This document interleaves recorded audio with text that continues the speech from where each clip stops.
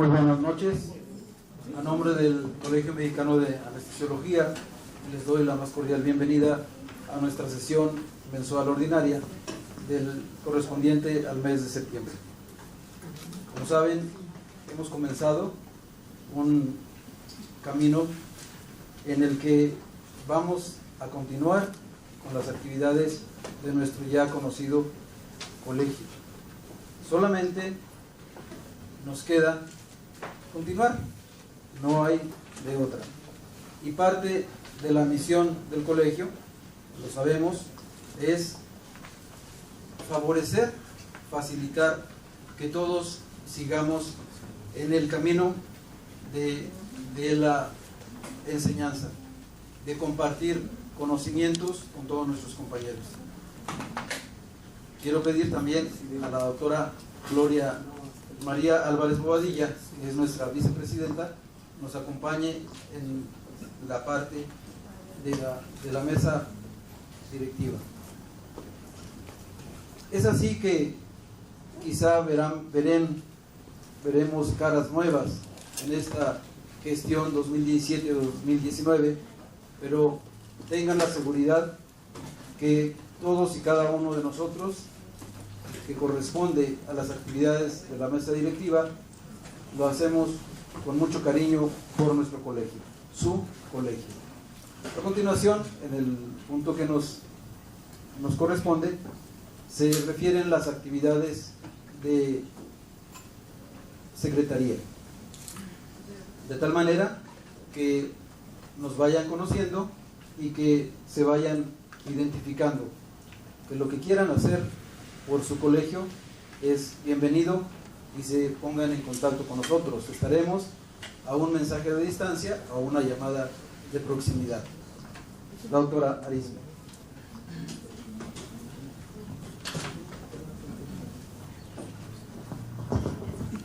Bueno, como marcan los estatutos del colegio, buenas noches, bienvenidos a la nueva sede. Y bueno, voy a comentar lo de Lupita. La señorita Lupita Bandera es la encargada de aquí del manejo del auditorio por parte del hospital.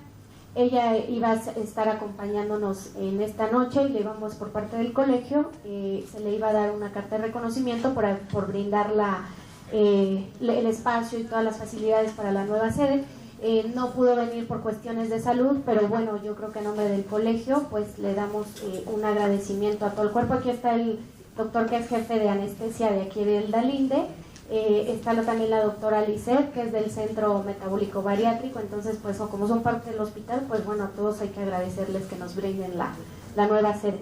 Y bueno, como parte de los informes que tenemos que dar como secretaría, queremos recordarles, doctores, que la sesión anterior fue en el mes de junio. Recuerden que a finales en julio no hubo sesión porque es el curso del colegio. En agosto la sesión fue la asamblea ordinaria, donde hubo el cambio de mesa directiva, y como ustedes ya saben, pues está el bienio del doctor Jaime Vázquez Torres del 2017 al 2019 y parte de toma de protesta por la mesa directiva. También queremos recordarles, doctores, que por parte del comité de membresías y nosotros como secretaría tenemos que informarles que todos los médicos que necesiten su constancia como médicos colegiados o como asociados tienen que llevar sus documentos completos. Les recordamos que pueden enviarlos por PDF, los pueden enviar escaneados al correo del colegio, que es comexani@prodigy.net.mx. Les recuerdo qué documentos tienen que llevar por si a alguien de aquí les falta y a quienes nos están viendo por internet. Es título de médico cirujano, cédula profesional de médico cirujano, diploma universitario de la especialidad, cédula de especialista y la constancia del colegio de que esté vigente, que lo tengan pero que sea vigente. Les recordamos que si ustedes ya tienen su pago como colegiados pero no tienen los documentos completos, no se puede expedir la constancia de que sean miembros del colegio. Sí necesitamos por parte de profesiones todos los documentos para que ustedes también tengan un número de colegiados. Entonces les hacemos la cordial invitación que completen todos sus documentos. Y recordarles, bueno, que la doctora Corona les va a dar las promociones que hay para el próximo curso. Y bueno, en esta ocasión, ahorita sigue el informe de tesorería por parte de la doctora María de los Ángeles Corona.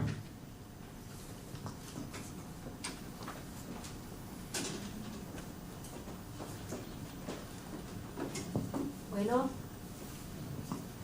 buenas tardes, bienvenidos.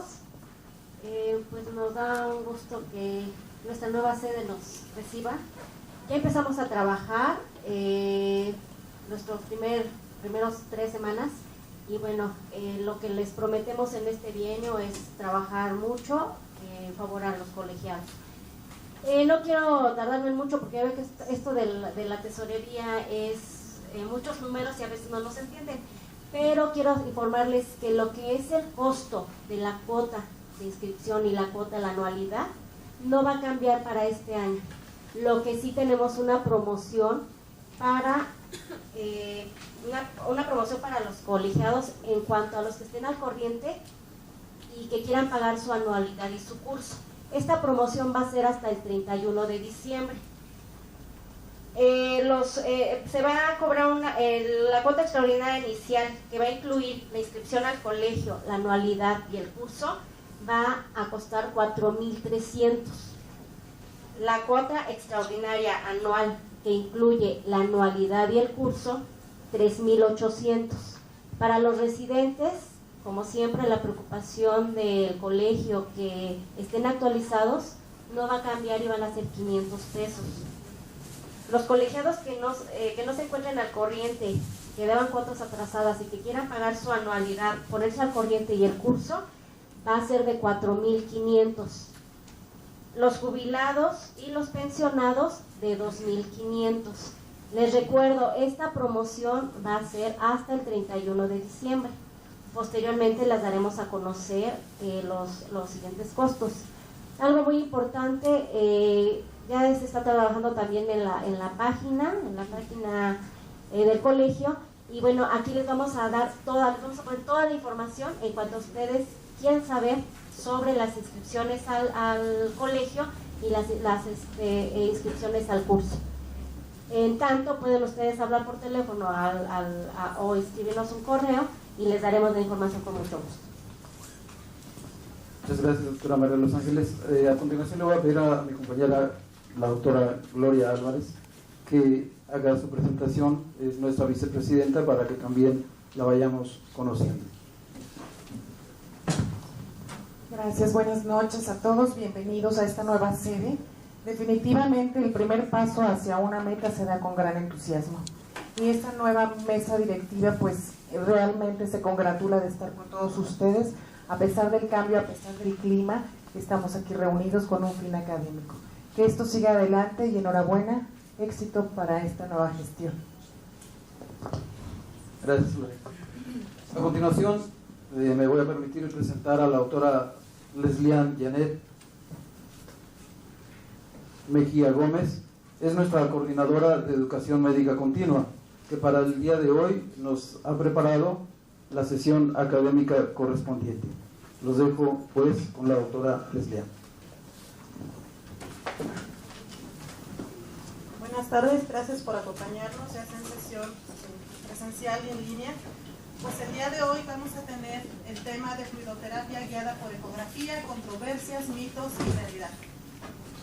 Va a estar a cargo del doctor Sergio Zamora Gómez, que a continuación vamos a presentar, y la doctora Clara Luz Gutiérrez Porras. El doctor Sergio Zamora Gómez, él es médico de urgencia, subespecialista en medicina crítica, es especialista en ecografía crítica, médico fundador de la Asociación Mexicana de Ecografía Crítica, presidente de los cursos del FUSAC y FUMAC. También es miembro y profesor adjunto de la Sociedad Mexicana de Emergencias, ha escrito el área de terapia intensiva en el Hospital Juárez de México y Centro Médico Nacional La Raza en el IMSS. Bueno, a continuación vamos a escuchar su ponencia. Gracias, doctor.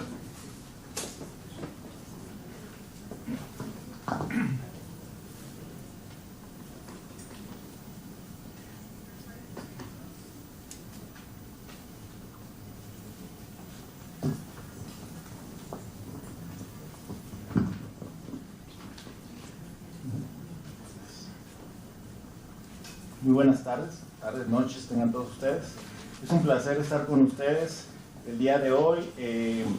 Realmente me congratula la oportunidad de platicar, puesto que como ya vieron la formación médica, no es anestesiología, sin embargo siempre me es muy grato estar presente ante todo aquel médico que estamos en áreas críticas. Y la cuestión aquí, porque muchas veces me han preguntado que un urgenciólogo y un intensivista va a dar plática para anestesiólogos. Bueno, la optimización hemodinámica guiada por objetivas no tiene un mote de una especialidad, puesto que el paciente crítico no es aquel que se encuentra en la terapia intensiva, sino es aquel que se encuentra en un estado precisamente de patología crítica. Y todos los que estamos aquí atendemos pacientes críticos, áreas de urgencias, quirófano, terapia intensiva. Y por lo tanto, bueno, esta es una plática a nivel internacional para comentar algunas de nuestras bellezas naturales. Estos son los centros hospitalarios en los cuales me desempeño. Hospital Juárez de México, Sentó la Raza, algunas de las situaciones que ya también tuvo, agradezco el honor a la doctora Leslie de presentarnos, de mis situaciones, proyectos y trabajos que hemos publicado en diferentes lugares. El año pasado tuvimos una presentación en el Congreso Europeo de Terapia Intensiva y este año llevaremos trabajo respecto de precisamente ecografía crítica. Dos publicaciones recientes, la Asociación Mexicana de Ecografía Crítica, a cuales los invito para que puedan visitar la página y si tienen algún adiestramiento en ecografía crítica, pues que puedan acompañarnos y ser miembros. Los cursos que tenemos, fundamentos de ultrasonografía crítica, de ventilación mecánica y monitoreo hemodinámico y gasométrico, un fellow reciente en Sao Paulo, Brasil. Y finalmente los objetivos de la charla van enfocados a un preámbulo para la charla que la doctora nos dirá enfocada precisamente, aunque el término de la sesión es fluidoterapia guiada por volumen. Primero debemos de tener objetivos. ¿Para qué vamos a administrar volumen en un paciente? ¿Para qué necesitamos la ultrasonografía? Si lo hemos venido haciendo durante años de manera convencional y con distintos métodos que podemos decir que a algunos nos han funcionado y que a otros no. Se dice, para aquellos que espero que no me cobren derechos de autor y publicidad, que en México y en el mundo la cerveza es esta marca, ¿verdad? Y bueno, esto significa que independientemente del lugar, algo no deja de ser, no cambia por el lugar. ¿A qué vamos con esto? Que no importa si estamos en urgencias, en quirófano o en terapia intensiva, el choque, es igual. El choque es hipoperfusión. Entonces, queridos compañeros, la pregunta es, ¿por qué a lo largo de la historia, y seguimos repitiendo, manejamos el paciente diferente en terapia, diferente en urgencias y diferente en quirófano? Nuestras formaciones de base quizás son diferentes, pero el paciente y la fisiología es el mismo. Sin embargo, tenemos actitudes, comportamientos y terapias que son muchas veces muy dispares. Aquí lo que vengo es que platiquemos y hagamos clinch. Es decir, vamos a ponernos de acuerdo porque el paciente se beneficia de todo esto. Muchos de los anestesiólogos tienen formación también en terapia intensiva, un servidor de urgencias en terapia intensiva, medicina interna, terapia intensiva, y es cuando vemos que hay un punto de unión que debemos quitarnos, ¿verdad? Un poquito esos regionalismos de la especialidad de base, porque cada paciente representa como un carro de carreras que está precisamente en un circuito donde buscamos que todos y cada uno de ellos lleguen a la meta. La meta es que el paciente restaure y salga del estado de choque, del estado de hipoperfusión. Lo que sí es que si no lo hacemos de manera adecuada, fuera de llegar a la meta, lo que vamos a provocar es un accidente crucial. Ahora, ¿por qué hemos tenido tanto fracaso en el manejo del paciente a lo largo de la historia? Bueno, porque este prado mortuorio pues está precisamente sembrado y nominado con diferentes objetivos que hemos utilizado a lo largo de la historia: presión venosa central, presión arterial media, saturación venosa central de oxígeno, gasto cardíaco, y creemos que son Cristo Redentor encarnado cada uno de ellas, y nos aferramos en su momento a obtener una PVC. Actualmente todavía nos aferramos a un gasto cardíaco, todavía también buscamos una presión arterial media o una saturación, y creemos que obtener esa variable asegura el bienestar del paciente, cuando lo que no vemos detrás de es cómo llegamos a cada una de estas, a expensas de qué, y lo que no sabemos es si el número en sí es adecuado para el paciente, y nos guiamos solamente por algoritmos fríos. Es así que más allá de utilizar una sola variable, lo que buscamos es integrar todas ellas para el adecuado funcionamiento y optimización de nuestro paciente. Algo muy importante es la individualización. Sabemos que ningún algoritmo escrito hoy en día es aplicable al 100% de los pacientes. Que nuestros pacientes van a responder diferente el paciente joven y el paciente anciano a los efectos de la inducción anestésica. Van a tener respuesta adrenérgica diferente al choque. Van a tener respuesta diferente si consumen betabloqueador o no. Entonces, no significa que no podamos realizar un recorrido con una moto de última generación y con una moto antigua. Ambas pueden realizarlo, sin embargo hay que manejarlas diferente. Ambos pacientes pueden llegar a un buen término, sin embargo tenemos que manejarlos de manera individualizada. Porque desde hace muchísimos años el doctor Max Harry-Weil, que es el padre del choque, padre que fundó los preceptos que actualmente conocemos, choque distributivo, hipovolémico, en fin, todos los caminos que llevan a una alteración entre el aporte y demanda de oxígeno, pues simplemente es eso, son diferentes caminos para explicar una misma conclusión. Choque es igual a hipoperfusión, pero sí es muy importante conocer el camino, porque aunque pueden ser parecidos razonables, pues el manejo es diferente, y el conocer la diferencia implica que pues si las identificamos, pues por obvias razones tendríamos un distinto abordaje, ¿no? Para que no tengamos problemas por ahí. Entonces, cuando hablamos de choque, no hablamos de hipotensión, no hablamos de bajo gasto cardíaco, hablamos de hipoperfusión tisular y hablamos de un estado en el cual la producción de energía celular se va a ver afectada y no va a permanecer constante. Esta gráfica de disoxia que nos enseñan en el libro de fisiología es muy aplicable hoy en día y lo que buscamos es que el paciente siempre se mantenga en una producción constante de oxígeno y que no pase a un área dependiente donde aquí la energía empieza a reducir y por lo tanto el paciente se deteriora progresivamente. Entonces, la gran pregunta que nos hacemos todos es, todos los que vinimos aquí, los que manejan, diríamos, ¿alguno de ustedes se atrevería a realizar esta imprudencia? ¿Manejar con los ojos vendados? Pues creo que no, ¿verdad? Porque el bienestar de nosotros mismos estaría en riesgo. Sin embargo, lo hacemos con nuestros pacientes. Cuando manejamos a ciegas un paciente, cuando consideramos que tenemos la información necesaria y de repente nos damos cuenta que eso no sucede y el paciente se complica, porque desafortunadamente, aunque tenemos escalas operatorias y calculamos un riesgo, Satanás se nos puede aparecer en medio de la cirugía en el paciente que considerábamos el más sencillo. Y entonces, muchas veces nos encontramos en un escenario a ciegas. Por lo tanto, la importancia de conocer cuáles son los objetivos actuales en la optimización hemodinámica implica llevar los signos vitales a una adecuada monitorización de gasto cardíaco y que éste sea suficiente para mantener una microperfusión tisular, sobre todo al final para que la amiguita mitocondria tenga una adecuada producción constante de oxígeno, de energía, de ATP con el aporte constante de oxígeno. Y muchas veces nos quedamos aquí, vemos que tiene una buena presión arterial, que tiene una buena frecuencia, que tiene una saturación y decimos el paciente está bien. Cuando tenemos un abordaje más escalonado decimos, híjole, pero los signos vitales no me aseguran que el paciente tiene un buen índice cardíaco. Y cuando pasamos al siguiente nivel decimos, ¿sabes qué? Pero el paciente aún así tiene datos de que la microcirculación está afectada. Y lo veo porque al final la producción de energía mitocondrial se encuentra disminuida constantemente y el paciente muere. Y hemos tenido pacientes que fallecen con gastos cardíacos súper incrementados, los pacientes sépticos, los pacientes hiperdinámicos. Por lo tanto, el gasto cardíaco alto no asegura una adecuada perfusión tisular. Por lo tanto, independientemente del nombre, sexo, edad del paciente a quien estamos atendiendo, tenemos que asegurar que la reanimación va dirigida precisamente a este organelo.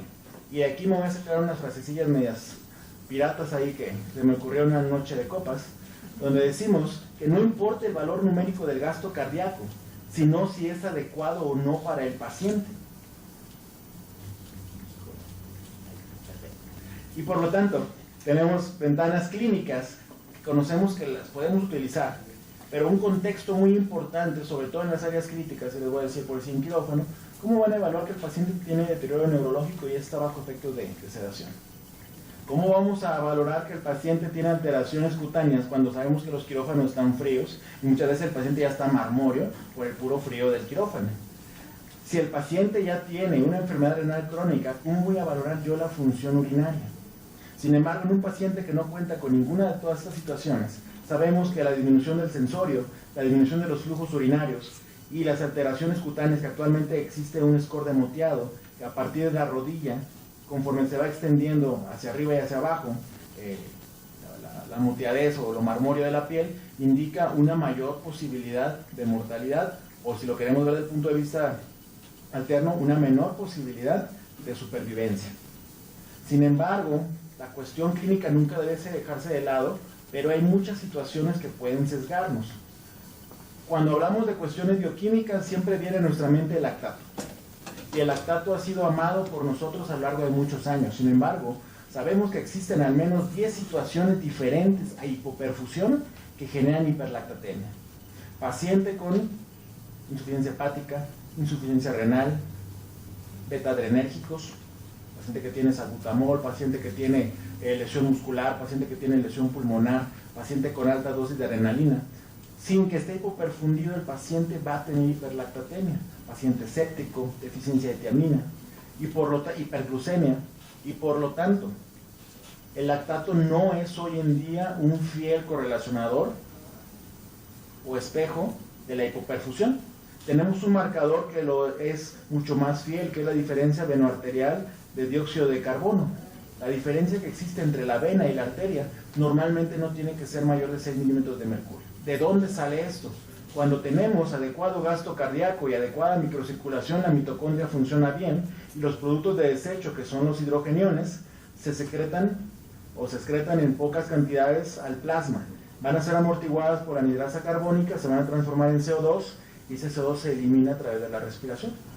Cuando por el contrario tenemos gasto cardíaco inadecuado, que puede venir conjunto o no con alteración en la microcirculación, esto va a conllevar a que la mitocondria tenga un metabolismo principalmente anaeróbico y por lo tanto la producción de hidrogeniones se verá incrementada. Estos hidrogeniones se liberan a la circulación, son amortiguados e incrementa por lo tanto la cantidad de dióxido de carbono a nivel venoso. Por lo tanto, la diferencia entre el CO2 arterial y el CO2 venoso se va a incrementar más allá de 6 milímetros de mercurio. Y hasta el momento no se han encontrado situaciones que generen sesgo. Acaba de salir un artículo reciente en un modelo de borregos a los cuales lo hemodiluyeron, indujeron choque hipovolémico y los hemodiluyeron con volúmeno. Y entonces se dieron cuenta que podía sesgarse este valor, que la hemodilución constó aproximadamente de 15 a 20 litros. Entonces, en situaciones clínicas reales, pues es muy poca la situación que nos va a generar una alteración en esto. Si yo tengo entonces alteraciones clínicas y tengo una marcación aquí de perfusión tisular alterada, que esto también en la mayoría de los casos correlaciona con un lactato alto. El problema es que puedo tener lactato alto y esto normal, y por lo tanto me obliga a descartar otras causas de hiperlactatemia. Por lo tanto, el concepto actual de optimización hemodinámica es obtener el gasto cardíaco adecuado para restaurar y mantener la perfusión tisular, ¿pero con qué? Con la menor necesidad de soporte farmacológico y o mecánico posible y con la menor cantidad de daños colaterales. Es decir, ya no está justificado que nuestro paciente reciba 5 o 10 litros de agua para ver qué sucede. Y si entonces vimos que no mejoró la presión arterial, que muchas veces es ese objetivo, porque sigue hipotenso, entonces ahora sí iniciarle un vasopresor. Y si detrás algunas horas del vasopresor no logramos igual mantener la presión arterial, consideramos que el inotropismo está afectado. Y ese escalonamiento retardado, el problema es que se acompaña de daños colaterales muy importantes.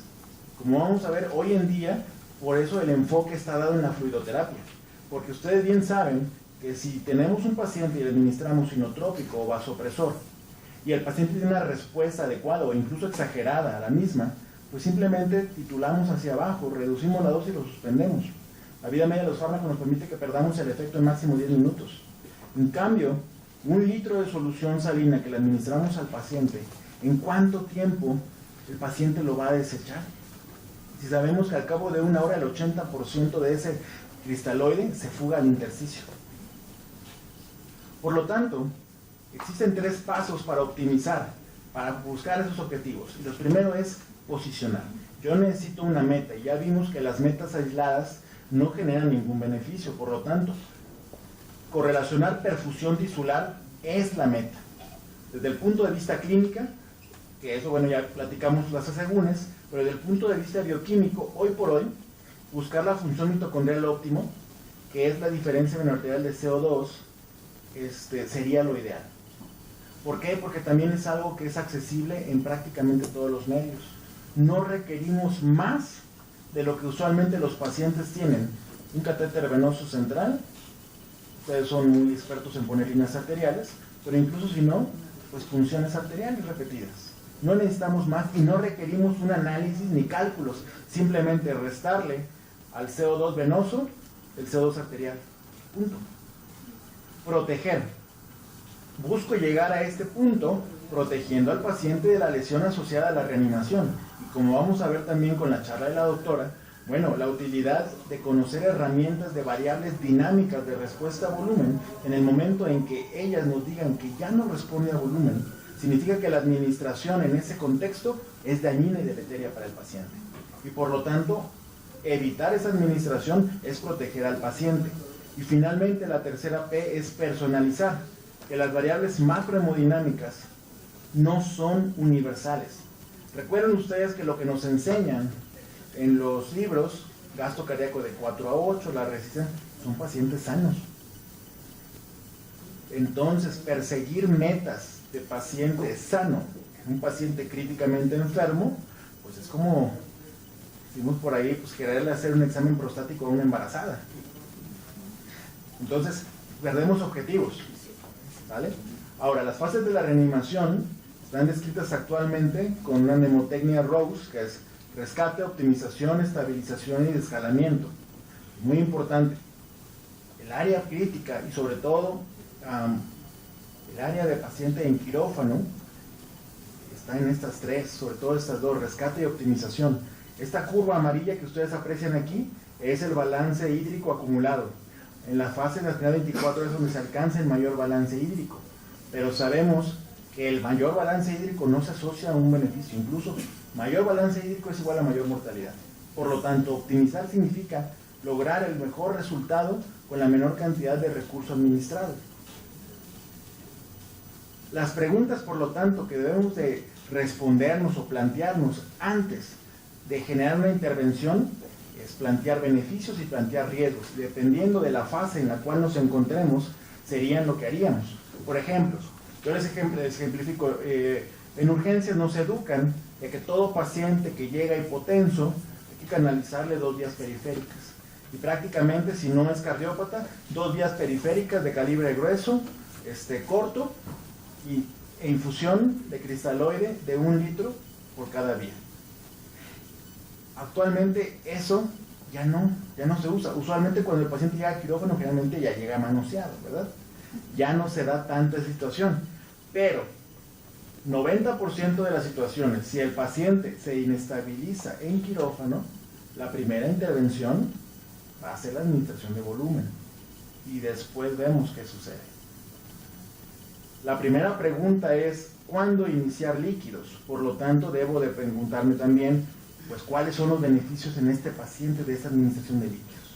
Y posteriormente, cuando el paciente seguimos en la fase de optimización, es decir, ya lo saqué de la fase más grave, de que se me estaba muriendo, ¿cuándo detener la administración de líquidos? Porque ¿cuáles son los riesgos asociados a los mismos? Porque no por mucho reanimar se cura más temprano.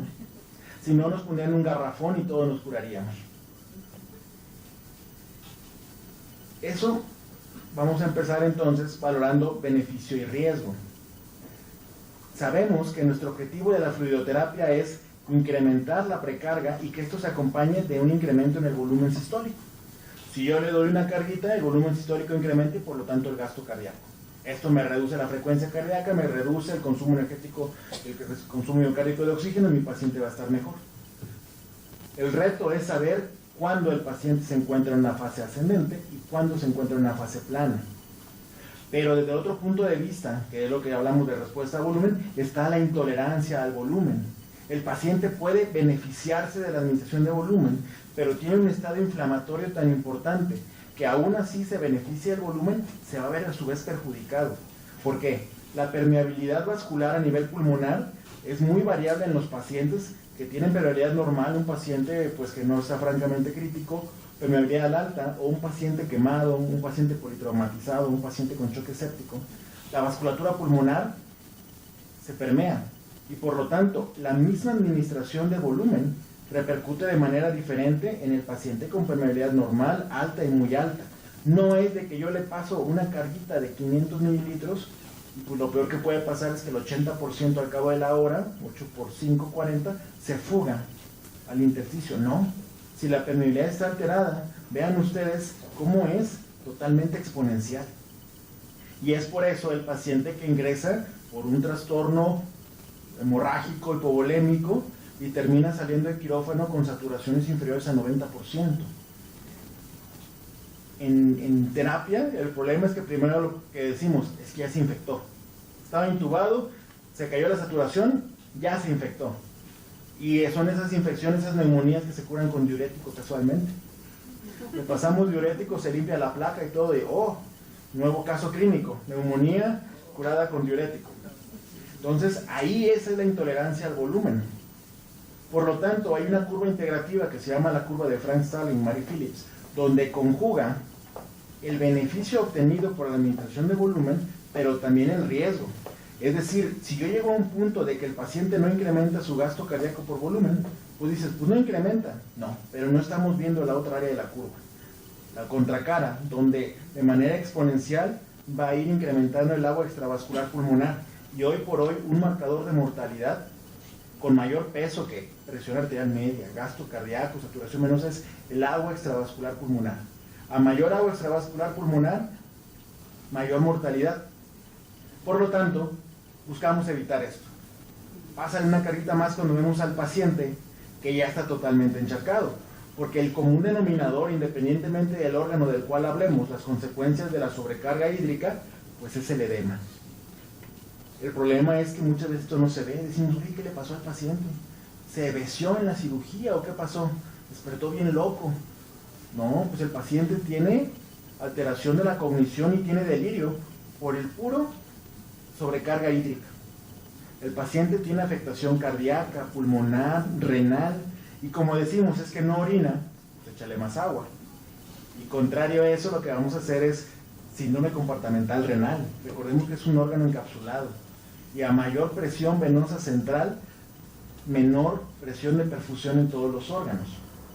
Por lo tanto, agua que no ha de mejorar el gasto cardíaco, pues ni la piensas administrar.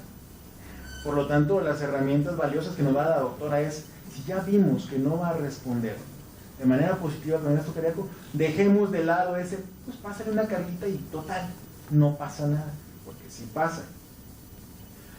Sabemos que hay que limitar el daño colateral y actualmente precisamente una de las herramientas muy útiles es la ultrasonografía crítica para saber cuándo nuestro paciente pasa de un estado de pulmón seco a un pulmón húmedo, un pulmón francamente encharcado y un pulmón de diluvio.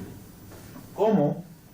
Evitando, lo que yo quiero es limitar el daño colateral y conocer mis variables dinámicas de respuesta a volumen que la doctora explicará. Y finalmente, personalizar. Ya decíamos, los pacientes pueden vivir. Si ustedes agarran a un paciente con un INJA 2, incluso un INJA 3, y le pusiéramos un catéter de Swan-Ganz, esos pacientes van a tener gastos cardíacos bajos, resistencias muy tiradas, o sea, bajas. Pero el paciente anda ahí, mientras no le exijan más de lo que puede hacer, va a funcionar. Yo les diré, yo tengo un bocho, y mi bochito me lleva a todos lados, pero si yo lo quiero manejar como un carro nuevo, pues lo voy a tronar. Lo tengo que manejar con cariño, con cuidado, y va a funcionar. Por lo tanto, es dentro de los límites, personalizar. Y algo muy importante, el paciente crítico que no fallece en las primeras horas es porque tiene la capacidad de adaptarse a la enfermedad. Y eso no es homeostasis. La homeostasis es el equilibrio fisiológico. El paciente que tiene la capacidad de adaptarse a la patología está viviendo en homeorexis. Es adaptación patológica. no significa que va a persistir por siempre en ese estado, pero para vivir en ese momento se adapta a un estado patológico y posteriormente resuelto la injuria, la lesión que le está generando ese problema, restaurará en algún momento dado su fisiología y su homeostasis. Lo decía ya Charles Darwin desde hace muchísimos años, la ley del más fuerte. ¿Quién sobrevive? El que se adapta. Muy importante también el tiempo que se adapta. Y por lo tanto, si el paciente se adapta, compañeros, pues debemos adaptarnos también nosotros. Por lo tanto, es muy importante que no son recetas de cocina. Los valores normales no son siempre los necesarios. Hay que personalizar de acuerdo a características previas. Decimos, no, pues quiero una TAM de 65 porque el algoritmo dice 65, sí. Si el paciente es un hipertenso crónico, mal cuidado y que anda por la calle con 180, 100, esos 65 para él son totalmente una hipotensión severa que le va a condicionar hipoperfusión. Lo contrario, sobre todo cuando manejamos pacientes obstétricas que no están preeclámpticas y que son pacientes delgaditas, jóvenes, que tienen la vida al final del embarazo 80-50, ya andan haciendo su vida normal, y las vamos a hospitalizar, y las vamos a atender, y queremos que tengan arriba de 90-60 o 100-60, y a expensas de eso, ¿qué? Pues pasen una carita. No, porque si la paciente está bien perfundida así, ¿para qué buscar incrementar un número? ¿Sale? Ahora, dependiendo del sapo, es la pedrada, y dependiendo del paciente, es la reanimada. Ese es el arte de la reanimación, saber individualizar. Dependiendo del sapo es la pedrada y dependiendo del paciente es la reanimada. Muchísimas gracias. No, me hace sentir todo un poeta. Ahora, algo muy importante. Si ustedes se fijan aquí, yo no he abordado más que muy poquito lo que es la cuestión tecnológica, que la doctora nos ampliará el conocimiento. ¿Por qué? Porque el recurso más importante y más valioso en la atención del paciente lo posee el médico en su mente. Si nosotros podemos contar con la mayor tecnología y no tenemos los principios fisiológicos establecidos, no va a tener ninguna repercusión en el paciente. Aún así, puedo carecer de recursos económicos, humanos, como en la mayoría de la realidad de nuestro país.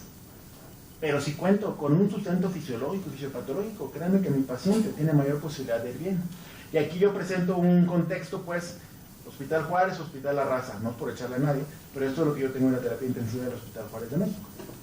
No es por presumir, pero hoy por hoy es de las mejores terapias del país. Tenemos ultrasonografía crítica, terapia de reemplazo anal continuo, obviamente nuestro motor de cabecera, termodilución transpulmonar, y eso es lo que yo tengo en el Centro Médico Nacional La Raza, en el servicio de urgencias. Como la mayoría de los servicios de urgencias, un catéter venoso central y una gasometría arterial. Sin embargo, soy el mismo y sé lo mismo. Y todos ustedes son los mismos donde quiera que actúen, privada, pública o diferentes escenarios. Y entonces, esto viene a colación de que muchas veces nos damos aires de pobreza. No, señor, si yo soy de rancho y yo en mi pueblo no hay con qué hacerle. Cállese, muchacho. Claro que hay que hacer. Tenemos con qué, porque la medicina y sobre todo hoy en día, la universalización del conocimiento, la globalización, nos permite que la optimización hemodinámica se logre incluso en escenarios de bajos recursos. Por lo tanto, la propuesta, nosotros damos un curso que se llama MEGAS, Monitoreo Hemodinámico y Gasométrico, junto con otros dos doctores, el doctor Zamarrón y el doctor Pérez Nieto, es un enfoque a escenarios de bajos recursos. O, por ejemplo, aquí no es un escenario de bajos recursos, pero supongamos que en ese momento no tengo disponible toda la tecnología. Lo primero es determinar si mi paciente está o no chocado. Y por lo tanto, todo lo que revisamos lo vamos a aplicar aquí. Aplico mis ventanas clínicas, neurológica, renal y dérmica. Y una variable también muy importante que se llama índice de choque. Simplemente valoro mi frecuencia cardíaca y mi presión arterial sistólica. Si la frecuencia cardíaca es mayor que la presión arterial sistólica, y veo que el paciente, luego me dicen, es que está agitado, doctor, todo hipoperfundido el señor, ¿verdad? Veo que la uresis ha reducido, y veo que el paciente está marmóreo, todos los pies morados, entonces el paciente está chocado. Y conjugo con las ventanas bioquímicas que tienen un delta de CO2 mayor de 6, un lactato mayor de 2, ¿verdad? Entonces digo, efectivamente el paciente está chocado, está hipoperfundido. ¿Por qué pongo a colación esta simpática escena? Porque muchas veces la fotografía solamente sale un gatito. solamente queremos ver gasto cardíaco, solamente queremos ver presión arterial. La foto sale mucho mejor cuando están los dos, las ventanas clínicas y las ventanas bioquímicas. Nos da una mejor panorámica. La siguiente pregunta es, ¿la presión arterial es adecuada? Ya aumentamos esto. Hay que individualizar de acuerdo al contexto previo del paciente, las comorbilidades. El paciente tiene 90-60, pero está de lujo. ¿Para qué se la quiere subir? O el paciente tiene 120-80 y está hipotenso para lo que él maneja. Entonces, ¿por qué te quedas con esos valores? Esto recordando los principios de autorregulación que se van a modificar de acuerdo a la cronicidad de los pacientes. Y esto también viene de la mano del inicio del vasopresor temprano. Dejemos de lado ese concepto antiguo en que los pacientes con choque hipovolémico se manejan con volumen y que hasta que no se restaure la volemia del paciente no se va a corregir. Si tenemos un paciente con 70-30, un paciente con un politrauma, un paciente de motocicleta, se despedazó la pelvis, tiene fractura de tórax, y el paciente llega con 70-30 con un retraso en la atención de 30-45 minutos, en el mejor de los casos, y evidentemente tenemos hemorragias ocultas, hemorragias visibles. No podemos permitir que el paciente esté con 70-30 en lo que le paso 1, 2, 3 litros de sangre. Necesitamos reducir el tiempo de hipoperfusión. Necesitamos iniciar vasopresor temprano. La asociación del inicio del vasopresor con mortalidad está bien establecida. No significa que ese paciente se va a resolver su problema con el vasopresor, porque obviamente requiere primero el control de la hemorragia y la reanimación hemostática. Pero el inicio temprano me permite adquirir tiempo, ganar tiempo para que la terapia hídrica y dirigida sea adecuada y óptima para el paciente. Tercera pregunta, ¿cómo está el gasto cardíaco? Decía yo, si no les vamos a medir gasto cardíaco. Actualmente la tecnología viene muy avanzada y se puede medir gasto cardíaco por ultrasonido, se puede medir gasto cardíaco con un dedal, podemos hacerlo de muchas maneras. Sin embargo, si yo me caso con el gasto cardíaco, volvemos a caer en lo mismo de antaño, que por una presión arterial media me voy a sentir satisfecho. No, lo que más me interesa es inferir el comportamiento del gasto cardíaco, aunque no tenga un valor absoluto, pero saber si es adecuado o no. ¿Y cómo lo puedo saber? Un ejemplo que siempre me encanta hacer es, por si aquí somos alrededor de unas 40 personas, y si nos dan ambigú, espero que así sea, supongamos que yo les paso la charola con 50 bocadillos. Si ustedes me regresan 5, pues significa que se comieron 45, ¿verdad? Tenían hambre. Pero si me regresan 40, significa que no comieron. Y no comieron porque no les gustaban los bocadillos, porque no tenían hambre, o porque el tiempo que yo les ofrecí, la charola, fue muy rápido, que no les alcanzó a agarrar. Esa tontería se aplica a la hemodinamia. La arteria proporciona oxígeno a las células, y si el gasto está hiperdinámico, no tiene el tiempo adecuado la célula para extraer oxígeno, y por lo tanto la diferencia entre lo que ingresa a la circulación y lo que retorna por la vía venosa va a ser muy pequeña. La diferencia arteriovenosa va a ser menor de 3. Por el contrario, si el gasto está disminuido, hay una hipodinamia, estas células van a estar con mayor tiempo para extraer el oxígeno de la sangre, y por lo tanto la diferencia entre la arteria y la vena pues va a ser prolongada, mayor de 5 si hacemos un taller hemodinámico sacando los contenidos. Pero una manera muy sencilla es aprecio mi saturación venosa y mi saturación arterial. Los valores normales en literatura 25 a 30, 20 a 30. Si está menos de 20, significa que la diferencia es muy poca porque el gasto está hiperdinámico. Si, al contrario, la diferencia es muy amplia, es porque el gasto cardíaco está reducido. Y tan solo recuerden sus pacientes, independientemente hipovolémico, cardiogénico, el paciente que está con gasto cardíaco bajo tiene una saturación venosa por abajo de 50. Entonces hemos visto saturaciones venosas centrales de 29. Y los pacientes obviamente con todos los marcadores de hipoperfusión.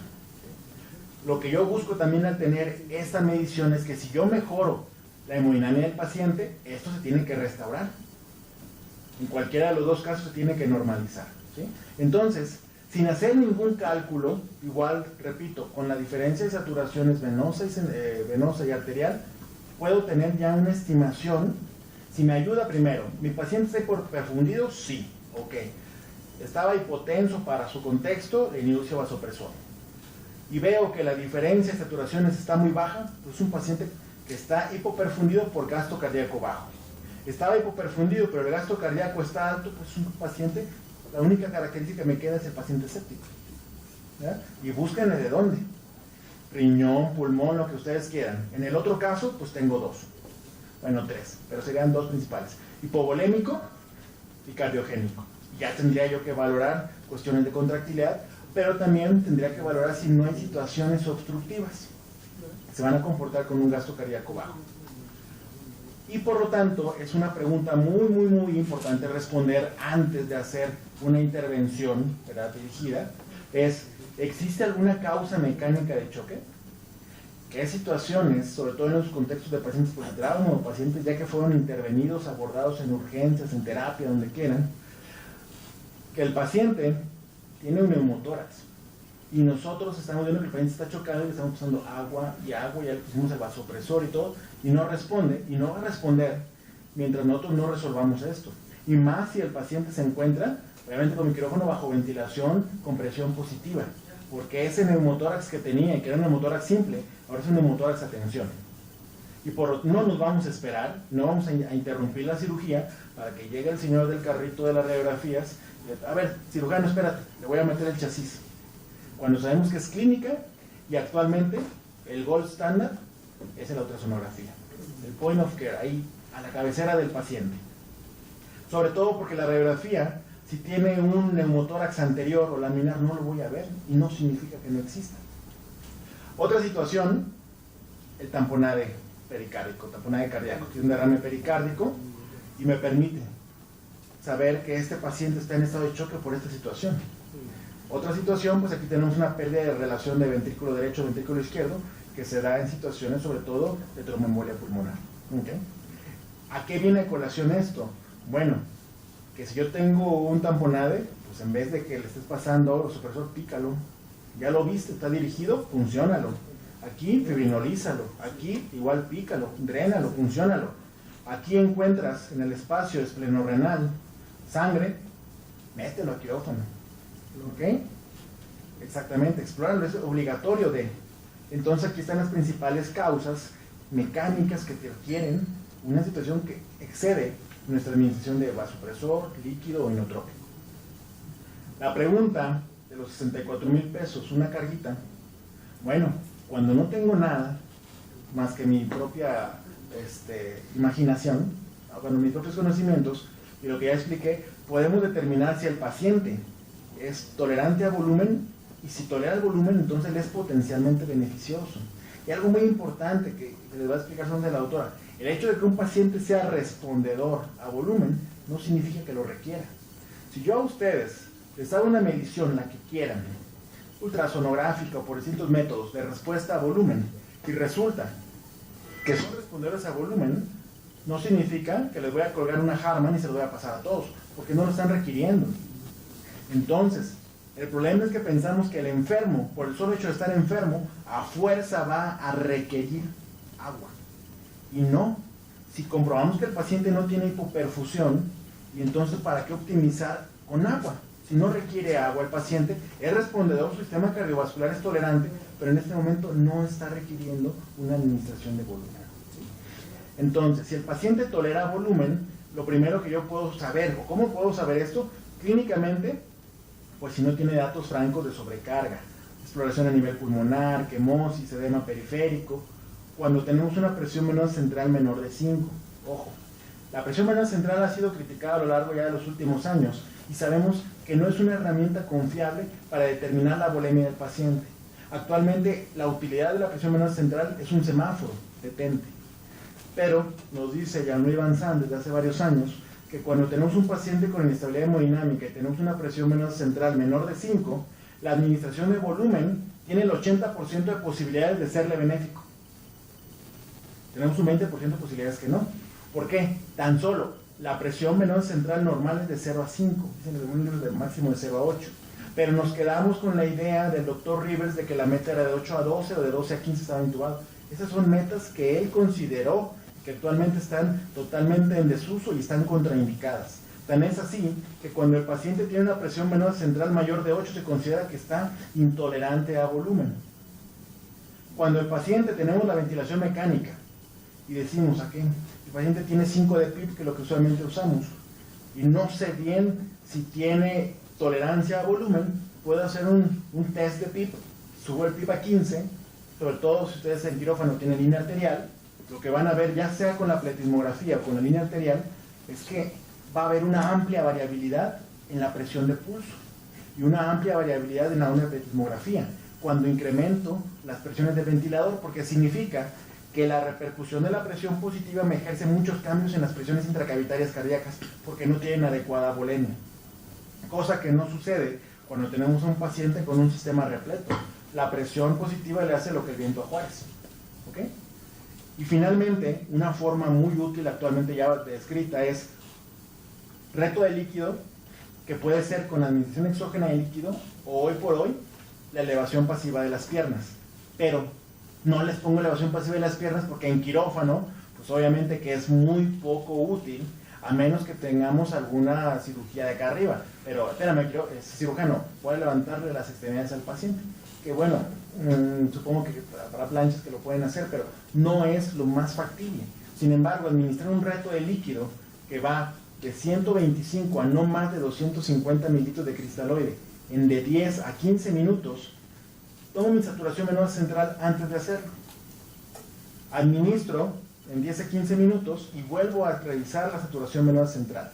Y si hubo un delta de al menos 5 milímetros de mercurio, 5%, que me da el porcentaje, significa que esa administración de líquido incrementó el gasto cardíaco y por lo tanto este paciente se beneficia de la administración. Pero si no sucede en ninguna de estas situaciones, ya está sobrecargado clínicamente, está saponificado el paciente, tiene PVC mayor de 8, el volumen le subimos y nada, no le pega nada, y el reto no me incrementó la saturación, entonces este paciente no tolera volumen y por lo tanto es potencialmente perjuicioso. Y entonces, ya para terminar, digo, ¿y ahora qué hago con todo eso que me dice el doctor? Pues bueno, escenario A, donde el paciente tolera y potencialmente beneficioso, pues administrar volumen. Pero no, esto no implica que le abrimos la llave al tinaco y que se desborde. No. Alícuotas, 250, máximo 500 y de cristaloide balanceado, solución Harman para no generar lesión renal por hipercloremia. Si la administración del volumen fue correcta, el análisis que me va a permitir es reducir vasopresor. ¿Por qué? Porque voy a tener una optimización hemodinámica con menos dosis de vasopresor. Voy a volver a hacer mi análisis de gasto cardíaco con las variables que ya mencioné y debe de haber una normalización. Vuelvo a evaluar causas mecánicas. ¿Por qué? Porque luego sucede que tengo un catéter en pleura y entonces estoy haciendo un hidrotórax, ¿no? Y yo mismo voy a facilitar un derrame pleural inducido, un hidrotórax por mi administración hídrica. Luego, valorar el estado de tolerancia nuevamente a volumen. El hecho de que el paciente haya sido una vez respondedor no significa que eternamente lo va a hacer. Llegará un punto en que ese paciente puede pasar del punto A al punto B. Y finalmente, responder otra vez toda esta pregunta y al final, el objetivo es revalorar perfusión. ¿Cómo se comportó las variables clínicas de perfusión y las variables bioquímicas? Que ese es el objetivo final. En caso de que el paciente no fuera respondedor a volumen, pues primero, no administrar volumen, ya. No lo administro y en el contexto de lo que ya vimos, cabe la administración del inotrópico. El inotrópico tendría entonces la función de la optimización hemodinámica igual, reduciendo vasopresor, optimización del gasto cardíaco, valoramos nuevamente causas mecánicas, veo si el paciente cambia su estado de tolerancia a volumen, sobre todo el paciente con choque cardiogénico, que decimos, no, ¿cómo le vas a pasar agua a un infartado? Un paciente que se le indujo, pues se le hizo la ICP, en medio de contraste, nefropatía por medio de contraste, tiene bajos flujos urinarios, y el paciente privado de agua, tiene falla cardíaca, se hace el análisis, es no respondedor, está en falla, en choque, se le administra el inotrópico, empieza a orinar el paciente, empieza a manejar el volumen, y el paciente se vuelve respondedor a volumen. Y es un paciente que entonces el manejo conjunto, inotrópico y administración de líquido, van a permitir la mejoría del paciente. Todo esto está consignado en este algoritmo, desde que desglosé paso a paso. Y para concluir, lo que voy a decir es que sí se puede optimizar hemodinámicamente en situaciones de urgencia, no solamente en el servicio de urgencias. Es decir, que el paciente está en anestesia, estaba tranquilo y de repente me envenena una urgencia, un sangrado inesperado, una situación hemodinámica no habitual. Lo importante no solo es llegar, sino mantenerse, es decir, no es, ya lo corregí, no importa lo demás. Perpetuar ese estado de adecuada perfusión tisular, siguiendo el principio de primero, no lastimar, primus non nocere, porque la meta final es la perfusión sistémica. Y algo muy importante es que el arte de la reanimación precisamente es lo que nos diferencia del resto de los que practican solamente una reanimación, porque cualquiera puede reanimar un paciente, pero no cualquiera puede optimizarlo. Muchísimas gracias. Si tienen una pregunta o alguna duda.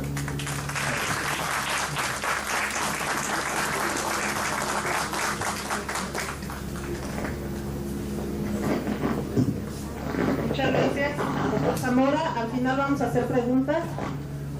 A continuación vamos a presentar a la doctora Clara Luz Gutiérrez Porras. Ella es anestesióloga cardiovascular del Instituto Nacional de Tecnología. También, bueno, ella es titular del curso de ecografía perioperatoria. Ella también hizo ecografía perioperatoria en la Universidad Católica de Chile. Y bueno, tiene varias maestrías y es profesor de simulación Medical Center Boston y profesor aprendizaje basado en problemas. Muchas gracias, doctora.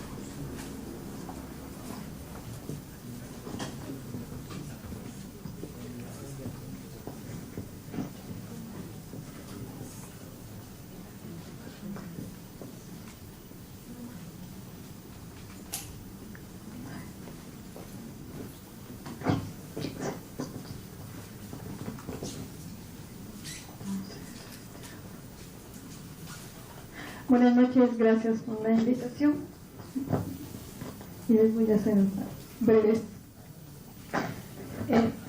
En el principio está el fin, y cuando uno da un procedimiento anestésico, como acaba de comentar el doctor, con varias variables que no cuidamos, uno puede decir, no, pues yo llevé al paciente a terapia intensiva bien y se les murió.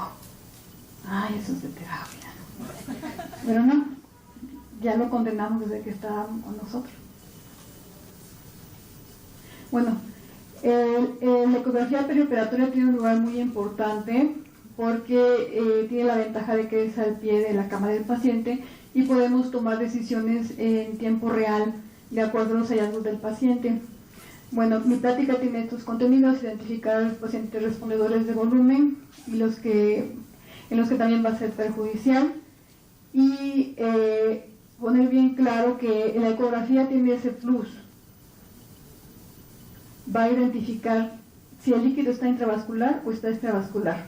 Tenemos una viñeta clínica, no vamos a especificar técnicas por razones de tiempo, vamos a ver qué variables son medibles por ecografía, las conclusiones, y al final vamos a ver lo del título, controversias, mitos y realidades, porque finalmente si a alguien se le ocurrió que la ecografía era útil, pues hay que ver en qué se basó, en qué estaba pensando para que esto fuera así, ¿no? Y bueno, para ver qué vamos a medir, primero va a hacer una reseña de la fisiología, y ya después vamos a ver qué vamos a medir y qué vamos a encontrar. Bueno, ya el doctor tocó mucho acerca del gasto cardíaco. Finalmente, bueno, solo les voy a comentar que tenemos unos vasos de capacitancia, unos vasos de resistencia. Nuestras palabras claves son la frecuencia cardíaca, precarga, poscarga y contractilidad. Entonces, nuestros vasos de capacitancia, que son la sangre desoxigenada, van a llegar a la aurícula derecha. Esta es la vena cava superior, esta es la vena cava inferior. Después van a pasar por una válvula tricúspide intacta. Es el objetivo o tomar en cuenta que esté intacta. Va a pasar al ventrículo derecho y después va a pasar a la arteria pulmonar. Esa arteria pulmonar, por las características histológicas, porque lleva en realidad sangre desoxigenada. Una vez que pasa el árbol bronquial, bueno, pues hay el intercambio de oxígeno.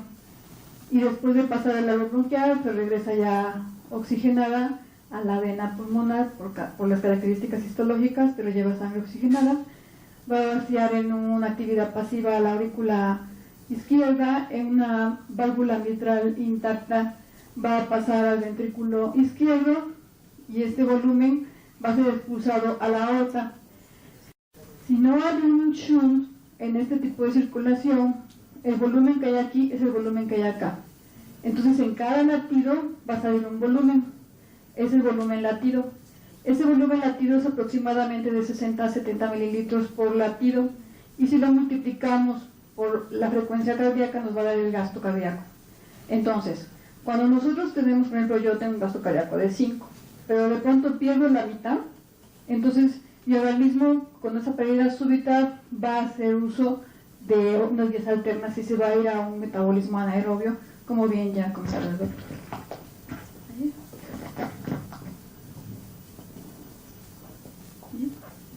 Ok, perfecto, perdón. Ok, bueno, entonces ya el doctor comentó acerca del bajo gasto, el metabolismo anaerobio y el efecto de las variables clínicas y bueno, para clínicas que podemos utilizar. Yo les voy a hablar acerca de la ecografía. Sí quisiera que tomaran en cuenta que los vasos de capacitancia van a tener, les va a caber volumen y presión, si fuese necesario. Como decía el doctor, si se colapsa no quiere decir que le falta volumen, o sea, no es una regla. Entonces, la ecografía puede medir hasta ahorita, bueno, hasta hace unos días, los artículos que revisé, ahora sí, como dicen el artículo que revisé ayer, las variables más utilizadas o de más validez son la colapsabilidad de la vena cava inferior, el pulmón. Ya hay artículos muy interesantes acerca de líquido intersticial, como comentaba el doctor. El volumen sistólico, que como les comenté, es lo que sale de aquí por cada latido. Ese ha cobrado una importancia fundamental para monitorizar la volemia. Y el ITB. Entonces, vamos a integrar aquí lo que nos acaba de decir el doctor con estas variables. Otro impacto que hay en la circulación en pacientes sanos es la ventilación. Entonces, a la inspiración, las presiones que se ejercen para meter aire ejercen un efecto mecánico en el corazón. Esto ahora sí que literal lo apachurra. Entonces, al comprimir el corazón, la vena cava inferior se colapsa. O sea, la carga que llega al lado derecho no va a pasar adecuadamente. Pero cuando soltamos el aire, que se dilata, ya va a poder pasar. Estas variaciones son las que vamos a observar en la colapsabilidad de la vena cava inferior. Entonces, cuando expira el paciente, comprime el pericardio, comprime el lado derecho y vamos a ver un colapso. Cuando soltamos el aire, vemos que aquí hay una dilatación. Esta es una representación de una ventilación mecánica, porque estas variables en un paciente o una persona como ustedes y como yo no es tan fidedigna, pero las variables de colapsabilidad están tomadas de pacientes con ventilación mecánica. ¿Por qué? Porque son más controladas, y el paciente con ventilación mecánica debe estar sedado, bien relajado, y de preferencia con una frecuencia cardíaca rítmica. Entonces ahí como han hecho los valores para tomarlos en cuenta. Bueno, entonces ya vamos a presentar una viñeta clínica. Tenemos un paciente de 20 años que nos llegó a quirófano, no tiene antecedentes de importancia, patológicos ni nada, sufrió un accidente de automotor, viene con una lesión cervical, una fractura de clavícula, pero tiene una fractura expuesta. Entonces, ustedes los ven con unos signos vitales pues bastante comprometidos, ¿no? Ansioso, la saturación está baja, y ustedes ya saben tomar su eje de las cavas perfectamente bien, toman su eje de las cavas y pues no les colapsa. Entonces dicen, no, pues no sé qué pasa aquí, le dan anestesia general, ya lo agarran y lo relajan, tienen el volumen a 8 mililitros, la frecuencia cardíaca, bueno, sí está alta, y está un poquito hipotenso, vuelven a tomar su eje de las cavas y no colapsa. Entonces, cuando uno hace una exploración o una toma de decisiones con un eco, hay que tomar el contexto clínico, ¿sí? No, ahorita decimos, no, pues es que está chocado, y yo le quiero poner volumen, pero a mí me dijeron que si colapsa la cava le pongo, si no, ¿qué hago, no? Entonces ahí es cuando empezamos a tronar los dedos, cuando decimos cómo iba.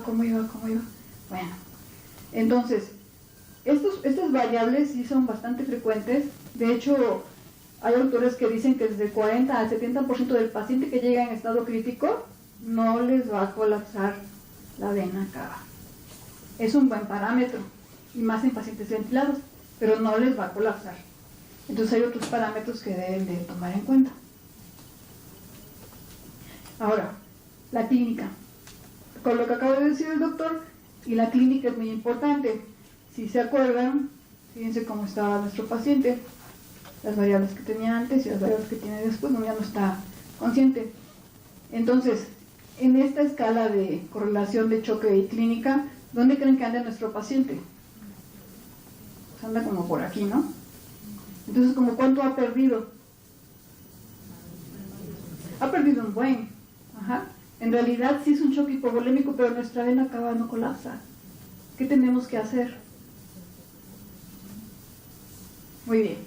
Entonces, son problemas que nos vamos a encontrar frecuentemente, entonces tenemos que echar mano de todas las herramientas que hay para reanimar al paciente, porque finalmente, si lo necesita y no se lo pongo, va a ser malo. Si no lo necesita y se lo pongo, va a ser peor. Entonces sí tenemos que ser como que muy juiciosos en nuestra exploración y nuestra toma de decisiones. Así es que en un paciente con hipovolemia, ¿por qué vamos a aumentar o por qué le vamos a administrar volumen? Bueno, pues porque queremos aumentar el gasto cardíaco a través del volumen sistólico. Si nosotros pasamos unas cargas, como bien acaba de comentar el doctor, vamos a favorecer el gasto cardíaco, aunque dice el doctor, y tiene razón, un gasto cardíaco alto, ¿para qué lo quieres si no te está perfumiendo bien? Pero bueno, nosotros románticamente pensamos que se lo vamos a subir. Entonces, le vamos a poner una carga, vamos a ver si responde, si aumenta el gasto cardíaco o latea, entonces vamos a ver si responden o no. Vamos a definir qué es respuesta a volumen. Y lo encontré como que es un incremento fisiológico de un parámetro, en este caso el gasto cardíaco, dentro de los primeros 15 minutos, posterior a administrar cristaloides a 6 mililitros por kilo. Si vemos esta respuesta, podemos decir que el paciente sí responde, pero aguas. Entonces, si nosotros administramos un volumen así y sí responde, quiere decir que el paciente está en nuestra curva de Frank-Stanley en esta fase de precarga. Entonces puede responder, como dice el doctor, se puede estar aquí y después se puede ir para acá. O puede estar acá, si lo optimizamos se puede regresar. Pero si está aquí, le podemos poner a lo mejor una carga. Pero si no responde, cero carga. No le pongan nada. Entonces, nuestras palabras claves van a ser respuesta a volumen. Entonces, lo que queremos es aumentar el volumen sistólico y vamos a administrar el volumen. Ahora, como comentaba el doctor, vamos a administrar una carga. Esta puede ser endógena y exógena.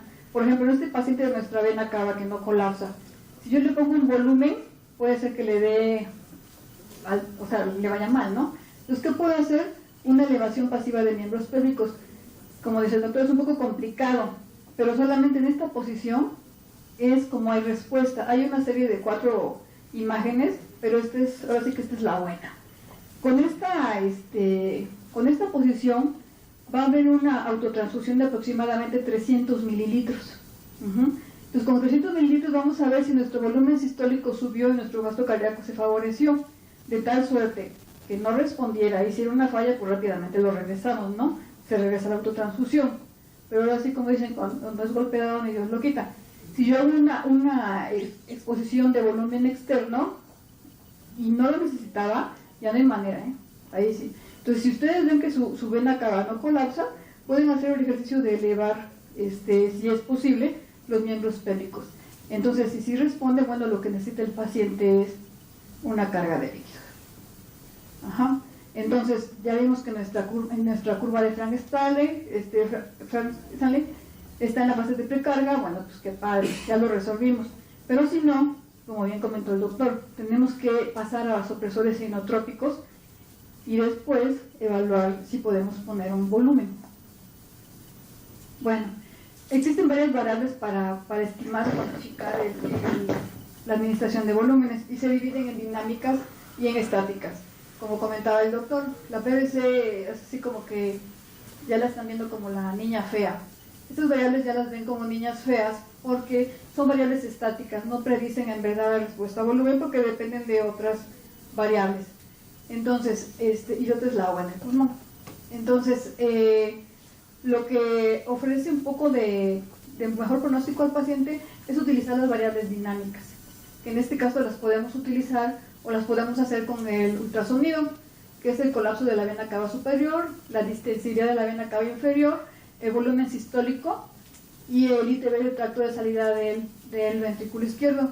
Entonces, en un escenario vamos a aplicar estas variables en ese contexto para decidir si le ponemos o no agua a nuestro paciente. Y bueno, este artículo fue publicado apenas y habla acerca de la disminución de la mortalidad utilizando variables dinámicas, la mortalidad. Hay unos artículos que dicen que no se reduce la mortalidad, pero que sí se reduce la morbilidad. Como quiera que sea, el uso de una variable que mejora el estado de un paciente, creo que siempre es oportuno usarla. Bueno, ese es un tema muy importante, porque yo creo que como arco reflejo los anestesiólogos le abrimos a la solución por si sí o por si no y por también. Entonces, este grupo hizo un estudio muy interesante, les sugiero que lo copien y lo bajen y lo lean. Está muy interesante porque habla acerca de toda la maldad que hace el agua en el cuerpo. Inclusive, dice que, ahí señala, le pones agua y dices, no, ¿sabes qué? Pues se la quitas con furosemide. No, aparte de que no sale, no mejora, no hay beneficio administrar furosemide. Ellos dicen que con un daño por exceso de líquidos es terapia de sustitución, no es de que la sacas con furosemide. Pero de verdad, el daño que causa el agua, y más si es cloruro de sodio, es letal. Y bueno, a todos los niveles el impacto es por el edema tisular, la arquitectura se distorsiona, hay una obstrucción del flujo capilar y linfático, y cuando hay una mala distribución que conlleva a un metabolismo anaerobio o una alteración en la eliminación de los metabolitos tóxicos. Y miren, esto les quería comentar. Esta es una variable estática. Entonces, ustedes dicen, no, pues nada más tengo PVC, pues le voy a poner PVC. Primero hay que ver que está bien colocada. Y si ustedes ya la tienen, es predictor de falla renal por sí solita, una PVC alta. Así que es más mala una PVC alta que una hipotensión o que un bajo gasto. Nada más para que se den idea. ¿Cómo puede el aumento de presión y aumento de volumen del lado derecho causar tanto daño en los pacientes por decir, le pasamos carguita, como dicen 1000, 2000, aguanta, ¿no? No aguanta, porque así como decimos, oye, pues le pasamos a los tipos de terapia al paciente y se les murió, pues ya saben por qué se les murió. Bueno, entonces, ¿qué vamos a hacer? ¿Qué va a pasar con el paciente que se nos fue la manita con el agua? Edema cerebral, como decía, se va al intersticio líquido en el pulmón y hace un problema que se llama pseudodiestrés. No es un diestrés respiratorio, pero es parecido, pero igual causa daño por fuga al líquido intersticial. Y hay una disfunción miocárdica. Los intestinos tienen alteraciones de absorción y empieza a haber un cambio ahí de la flora. Los riñones igual empiezan a sufrir, como había comentado el doctor. Los trastornos metabólicos del hígado pues se ven bastante perjudicados por el edema, y bueno, pues ni se diga el músculo y los tejidos. Entonces, sí hay que tener mucho cuidado con administrar agua. Realmente, ahorita vamos a ver que no se requiere tanta agua, como dice el doctor. Podemos optimizar con inotrópicos y vasopresores y volumen, no volumen, ¿vale? Bueno, entonces, como les comentaba, el ultrasonido a la cabeza del paciente es muy buen predictor de líquido intravascular y extravascular. Entonces, en el líquido extravascular, pues vamos a ver el ITB del tracto de salida del ventrículo izquierdo, el colapso de las venas cavas, y bueno, en el pulmón existen normalmente líneas A y líneas B. Puede haber una línea B, 2 líneas B. Pero si en nuestra ventana pulmonar hay más de 3, 4 líneas B y antecede un estado de choque con volemia, este paciente tiene síndrome de diestrés respiratorio, pseudodiestrés respiratorio por exceso de volumen. Bueno, entonces el IVT en el tracto de salida, como les comentaba hace rato en la diapositiva animada, por aquí nos va a salir el volumen sistólico.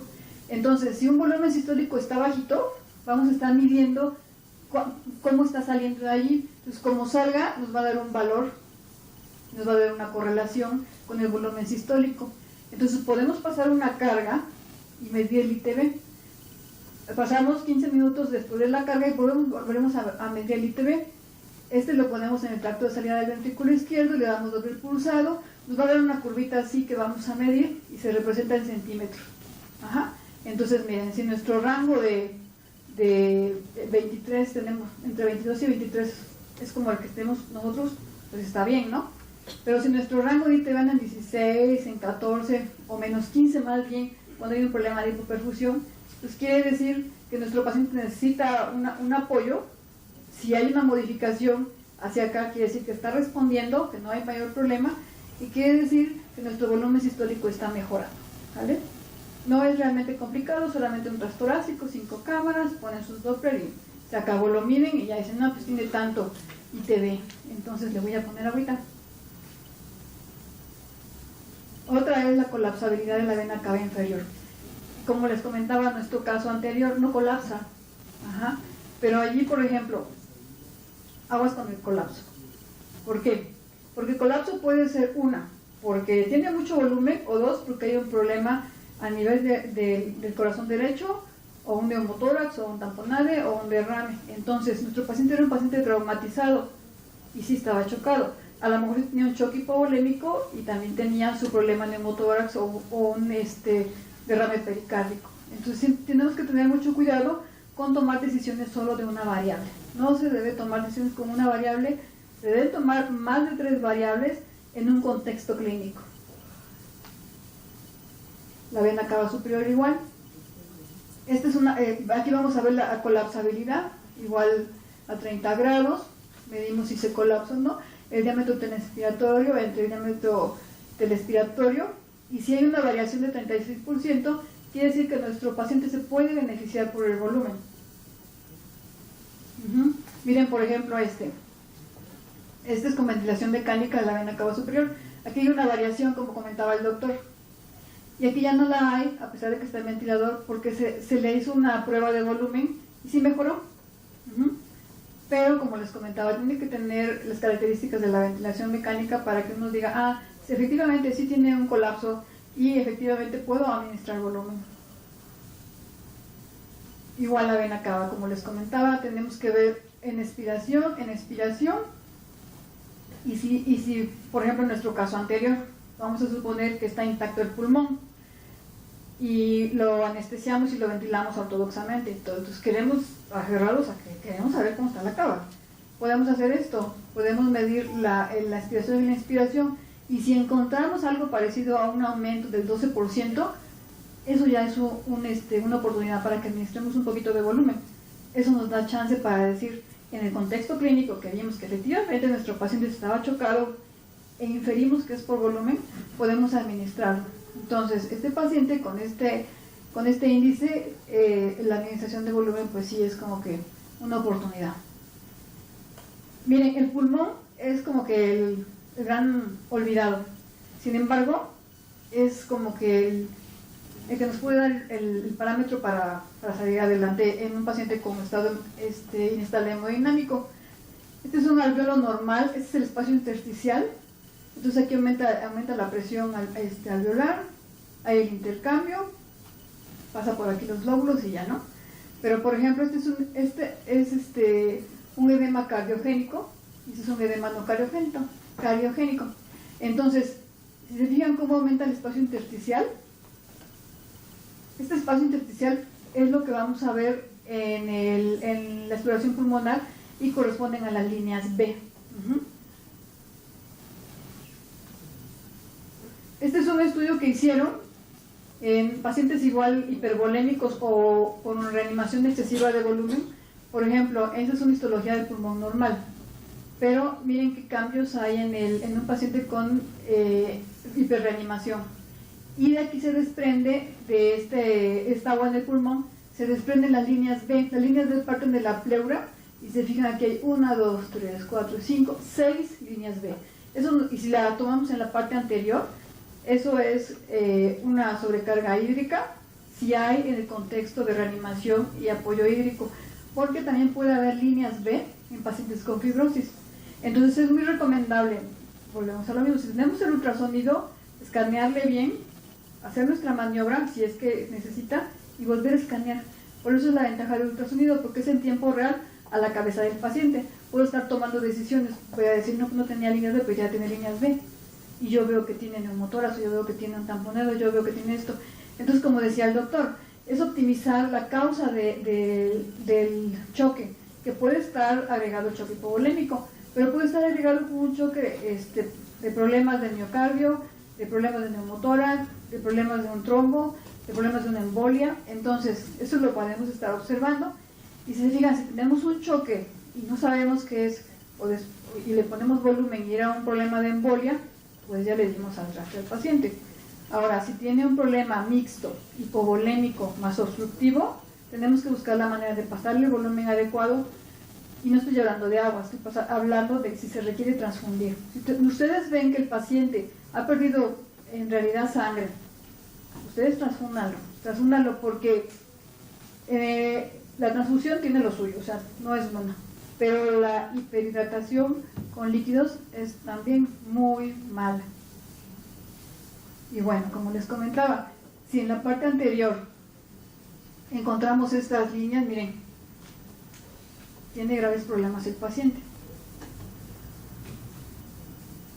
Bueno, los parámetros o las variables que podemos tomar entonces en un patrón de choque por hipovolémico, bueno, como les decía, es el índice de variabilidad sistólica, el índice sistólico, que se acuerdan que el volumen sistólico, ¿de cuánto les dije que era? ¿Los que estaban despiertos? ¿De cuánto? Exacto, miren aquí cuánto tengo. Entonces, bueno, igual, el IVT, ¿se acuerdan que llegaba hasta cuánto? ¿Hasta por acá? 27, por ahí 28, ¿no? Entonces, si está menor de 15, este es en el tracto de salida, porque pueden tomar un IVT en cualquier hoyo, pero sí es muy importante que esté en el tracto de salida. Ok, entonces la colapsabilidad de la vena cava superior, de la vena cava inferior, sin ventilación mecánica. También la distensibilidad de la vena cava superior con ventilación mecánica. Y evidentemente, bueno, si vemos nuestra vena cava que está en 10 milímetros, pues obvio que allí no tiene nada de volumen. Otras variables que podemos observar con nuestro ecógrafo es la contractilidad del ventrículo izquierdo y ventrículo derecho. Puede ser una evaluación subjetiva, puede ser una evaluación que sí podemos medir. Y puede ser que, por ejemplo, la FEBI tiene que ser mayor de 40.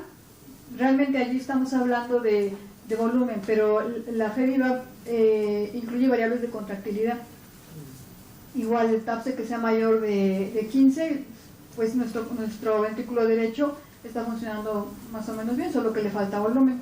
Y como les comentaba, si en nuestro patrón hipovolémico solo encontramos líneas A y líneas B, 1 o 2, pues no hay ningún problema. Pero si en nuestro patrón encontramos más, bueno, esto no tanto, pero encontramos 3 o más o 6 como habíamos comentado, pues nos está hablando que tenemos una complicación por hiperhidratación. Y bueno, las conclusiones, como comentaba hace rato el doctor, no hay una variable que prediga la respuesta favorable a una intervención. Tiene que ser un contexto clínico con paraclínicos y con herramientas de este tipo. Y el ultrasonido es una herramienta, y eso lo es una herramienta, no tiene ¿cómo dice? El software. El software lo tenemos nosotros. Entonces el ultrasonido nos va a dar la variable que nosotros quisiéramos ver, pero la interpretación para tomar de decisiones está en nosotros. Entonces recomiendan con nivel de evidencia 1B que en un caso de choque se puede hacer un monitoreo básico. En caso de que haya una pobre respuesta, también tiene que hacer un monitoreo avanzado. Si tienen la capacidad de hacerlo, háganlo, como les comentaba, hacer la FEBI, TAPSE o el interior del gasto cardíaco, y hacer una exploración, una escaneada. Hay protocolos ya bien establecidos, el FACE, el FAST, el BLUE, el SESAM, que nos pueden sacar del apuro en ese momento, y lo pueden hacer con un solo transductor. Y bueno, como les decía, ninguna técnica por sí misma mejora al paciente. O sea, no puedes agarrar y decir, pues no, mi vena cava no colapsa, lo siento, señor, no le puedo hacer nada. No, tenemos que tomar varias variables, integrarlas en un contexto clínico y tomar una decisión. Y como ya vimos, los balances neutros mejoran la sobrevida del paciente. O sea, ya no hay que echarles agua, disminuyen la ventilación mecánica, disminuyen la estancia en la terapia intensiva, disminuyen la estancia intrahospitalaria y disminuyen la mortalidad. Entonces, puede ser, como decía el doctor, puede que nos llegue nuestro paciente manoseado de urgencias, ya con alguna carga de volumen. Nosotros tenemos que tomar la decisión de cómo vamos a continuar con ese paciente, porque ya acaban de ver hoy, espero que sí lean ese artículo que está muy interesante, toda la maldad que puede ocasionar las soluciones cristaloides y en especial el cloruro de sodio. Bueno, pues la plática se llama Mitos, Controversias y Realidades. Entonces, bueno, aquí encontramos que mito es una historia imaginaria que altera las verdaderas cualidades de una cosa y le da más valor de la que tienen. En cuanto al ultrasonido, realmente, para mí, yo creo que tiene mucho valor. Para mí es una herramienta muy, muy importante para mi quehacer, ya que con eso puedo monitorizar en tiempo real a la cabeza del paciente, me evalúa y me guía para una función cardiovascular adecuada, y puede ser no invasivo, puede ser semi-invasivo, pero como les comentaba, ese es el hardware, el software lo tenemos nosotros. Y bueno, controversias es una discusión reiterada entre dos o más personas que defienden opiniones contrarias. En cuanto al uso o la aplicación del ultrasonido en este contexto, yo la verdad pienso, yo personalmente, que las opiniones distintas pueden ser resultados de algún error técnico. O si no es que sabes que no me funcionó, puede ser un error técnico. O puede ser un desconocimiento de la técnica o la estrategia, o puede ser un contexto clínico inadecuado. Y bueno, pues este fue el mito, fue la controversia y la realidad. La realidad es que el paciente es el que nos manda qué hacer, el paciente es el que nos demanda qué hacer más bien, que tenemos que sacar adelante con los mejores resultados. Y como les comentaba, a veces dicen, no, pues es que yo saqué el paciente a la terapia, iba vivo y se les murió. Yo creo que hacemos mucho nosotros en el quirófano para el pronóstico del paciente. Por ahí andaba circulando una meme que decía que el anestesiólogo reduce la mortalidad. ¿La vieron? No hemos circulado mucho tiempo, reduce la mortalidad. Hagámoslo de verdad. Esta es una herramienta, la verdad me es muy útil. Hay que capacitarse y pues hay que hacerlo. La realidad es que, como les comentaba, su uso sí disminuye la mortalidad. Hay que capacitarse y bueno, ya que se capacita uno hay que pasar la curva del aprendizaje y bueno, pues aplicar en el contexto clínico.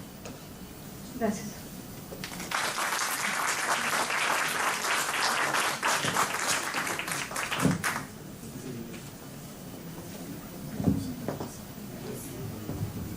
Fueron excelentes ponencias. Nuevamente les pido un aplauso para ambos doctores. La verdad es que fueron excelentes. Muchas gracias, doctora Clara. Muchas gracias, doctor. Vamos a hacer 3 preguntas en público y leer las preguntas en línea. Vamos a empezar. ¿Alguna pregunta para ambos doctores? Bueno, pasamos a las preguntas por internet. Doctor Manuel Vázquez, ¿cuál sería el mejor método para medir el gasto cardíaco en bajos recursos? ¿Entre los dos? ¿Me gustan pasar para acá? Porque bueno, nos hablan de pico, de vigileo, pero también vamos a aterrizarnos a lo que es esta realidad. Bueno, efectivamente lo que comenta la doctora pues es total lo que acabo de decir. Más allá de medir un gasto cardíaco, el valor no me importa. Realmente, si yo no tengo, lo voy a poner un ejemplo. Yo tengo vigileo, tengo Swan-Ganz con termodilución continua, tengo termodilución transpulmonar, saco gasto cardíaco por ultrasonografía. Entonces, tengo todas esas posibilidades, tengo bioimpedancia. Sin embargo, cuando estoy en un contexto de bajos recursos, el valor del gasto cardíaco no es importante. Como ya mencionamos hace un momento, lo importante es que independientemente del número que yo me esté figurando que tenga el paciente, que todo se coordine para que el paciente mantenga una adecuada perfusión. Algo muy sencillo, una forma de establecer es, si el paciente está hipoperfundido, ya mencioné el caso de la doctora, llega con 80-40 como el caso del paciente, llega con lactato de 6, llega con diferencia de CO2 venoarterial de 12, ese paciente le hacen la variabilidad de respuesta a volumen, independientemente de que el gasto, el número que tenga, sabemos que ese paciente está hiperfundido. Y ese paciente tiene un índice de choque, desde que llegó estaba arriba de 1, tenía 140 de frecuencia, 120, luego se fue a 160. El paciente, el volumen sistólico está reducido, por lo tanto el gasto cardíaco está alterado. Si yo le tomo una diferencia de saturación venosa y arterial, seguramente la diferencia va a estar más de 30. Eso me hace sospechar que el paciente tiene o cardiogénico o hipovolémico o obstructivo. En el caso que presentó la doctora, lo más seguro es que el paciente era un caso hipovolémico, pero que la respuesta a volumen no era adecuada porque el paciente podía tener un hemotórax de tensión, podría tener un tamponade. Si yo corrijo el tamponade y el hemotórax de tensión, ese paciente se transforma en un paciente respondedor a volumen. Y nunca me interesó el valor absoluto del gasto cardíaco. Si ustedes tienen solamente la posibilidad, me dirán, en bajos recursos, la ultrasonografía crítica es una manera muy útil de medirlo. El problema es que nos enfrentamos al reto de la curva de aprendizaje y que si no tenemos el expertise suficiente, ese gasto cardíaco lo vamos a malinterpretar. Y lo peor que puedo hacer es de que si yo le calculo, le estimo un gasto cardíaco y me sale que está en 7, y yo pienso pues que obviamente por la literatura está normal y no veo todo lo demás, pues no le voy a hacer nada al paciente porque el gasto cardíaco está normal. Qué mejor que aunque yo no vea el gasto cardíaco, pero veo que todo lo demás está alterado, sí intervengo y realizo las intervenciones apropiadas para el paciente, independientemente de que no tenga el gasto cardíaco. Bueno, esa sería mi respuesta. ¿Gusta comentar algo?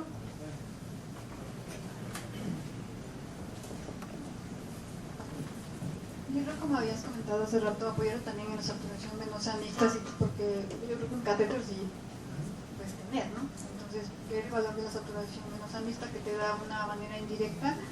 Y el lactato, yo sí lo he encontrado como un predictor, exceptuando las entidades clínicas que el doctor comentaba. Entonces, si tenemos un gasómetro y podemos acceder a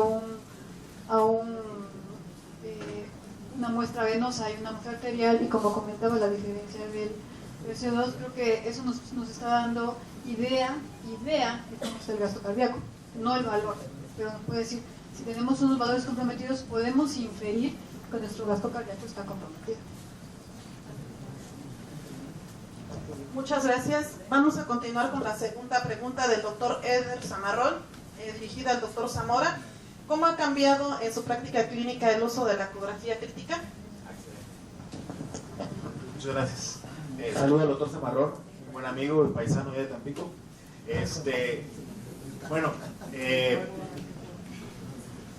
Yo les diría que en mi vida, ahora sí como acompáñame a ver esa triste historia, de mujer casos de la vida real, todo lo contrario.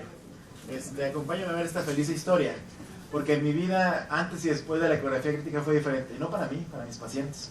Les voy a poner un ejemplo muy claro. Tenemos el código de infarto en el Centro Médico de la Raza, tenemos en la unidad de servicio de urgencia, la unidad de terapia intermedia, y pues los pacientes obviamente llegan después de cateterismo, están muchos en estado de falla cardíaca o de choque cardiogénico.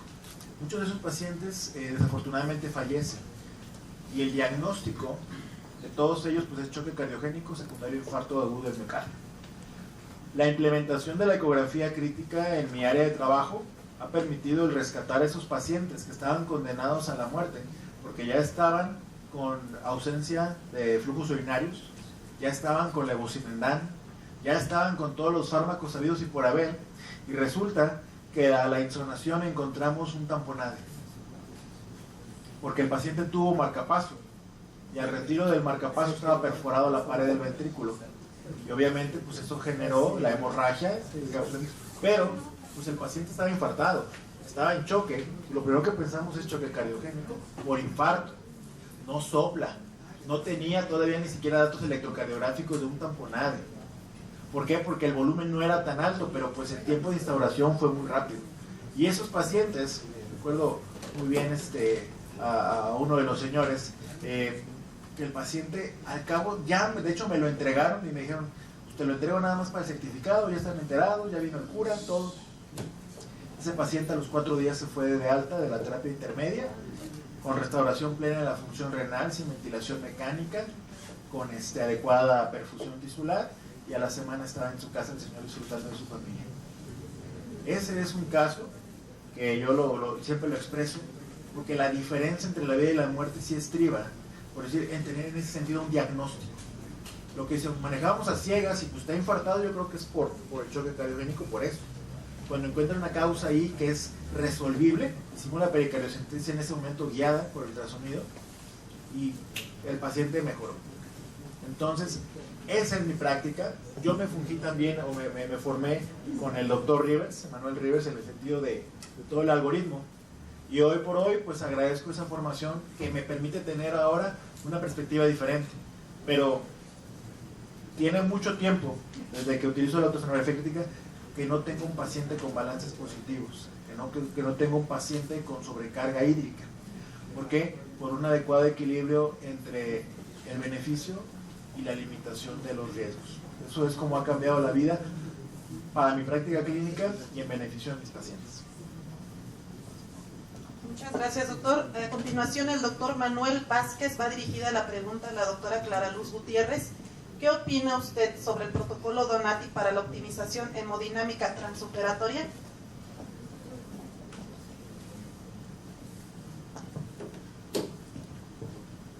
Desconozco el protocolo. Bueno, pasamos a continuación a otra pregunta. Va dirigida a ambos doctores.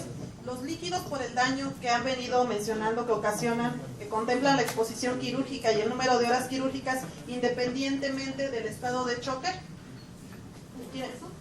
Pregunta el doctor Reyes. Los líquidos, por todo el daño que han estado provocando, que han mencionado ustedes en sus ponencias ambos, contemplan la exposición quirúrgica y el número de horas quirúrgicas. Eso es independiente de cada estado de choque. Me imagino que pregunta si es cardiogénico, séptico o hipovolémico. ¿Quiere saber la opinión del anestesiólogo? Me imagino que ha de preguntar acerca de las reposiciones o reposiciones hídricas. Y depende de qué tipo de cirugía. Por ejemplo, si es una cirugía de miembro, que son largas, los volúmenes son bajos. Si es una cirugía de tórax, los volúmenes son altos, y además son guiados. Entonces son de acuerdo a los requerimientos y siempre debe de cuidarse esa parte. Como que no hay, bueno, yo no le hallo un cambio en mi estrategia de acuerdo al tipo de cirugía. Evidentemente, si es una láparos, pues le pongo lo mínimo indispensable, ¿no?, que yo considere para sus funciones metabólicas. Y si es una atonía uterina, bueno, pues también ahí tomo una medida distinta. Entonces, como les comentaba, nuestra toma de decisiones con las herramientas va a ser en un contexto y se tiene que hacer lo que tenga que hacer. Bueno, está también la pregunta un poquito dirigida a la cuestión de tiempo, es como cirugías cortas está permitido pasar menos agua y en largas más. Bueno, hay que recordar que la reanimación es como la cosecha de mujeres. Nunca se acaba. Así dice la canción, ¿verdad? Nunca se acaba. Es decir, la reanimación es un proceso continuo. Lo que sí expliqué en las fases es que el balance hídrico es diferente en cada una de ellas. Ustedes saben, pues si no es lo mismo el paciente que ingresa a quirófano y de repente, como nos ha pasado, el urólogo de repente le da a la cama. Entonces una cirugía que estaba totalmente con un sangrado controlado se convierte en una hemorragia no controlada. Y en ese momento el paciente cumple criterios para una hemorragia masiva, cumple criterios para hemotransfusión dinámica, pero al cabo de ese mismo transcurso quirúrgico, que el paciente se le estuvo a punto de morir, de estar bien, de repente está 60-30, 160 de frecuencia cardíaca, el urólogo pinza la cava, la repara, la reanimación hemostática que ustedes dirigen, y entonces ese paciente ya no está en la fase aguda, pero sigue teniendo el requerimiento de líquidos propio de una fase de optimización. Al cabo del transcurso de las horas, el paciente termina su evento quirúrgico y el paciente lo termina en condiciones óptimas, estabilizado. Si esto sucede, si es una cirugía de control de daños, por ejemplo, bueno, ahí es diferente. Ustedes saben que el paciente simplemente es no se muera, controlar la hemorragia, limitar la infección y vámonos para la terapia. Entonces, más que el tiempo quirúrgico, es la evolución que desarrolla el paciente en el evento quirúrgico o incluso en urgencias o en la terapia intensiva, ¿verdad? Es decir, ustedes en quirófano pueden transcurrir todas las fases que vimos de la reanimación, optimización, estabilización e incluso iniciar el escalamiento. No es tanto necesario con el tiempo, sino quizá con la afección hemodinámica y la resolución que se tiene en ese transcurso. Bueno, sería todo.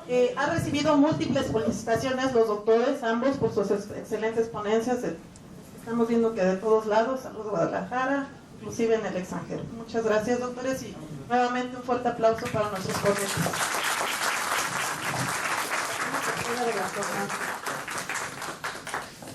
Bien, les agradecemos su asistencia, los esperamos la próxima ocasión de la sesión y los invitamos a degustar un pequeño ambigú para que agarren fuerzas, lleguen con calma a su casa porque está lloviendo.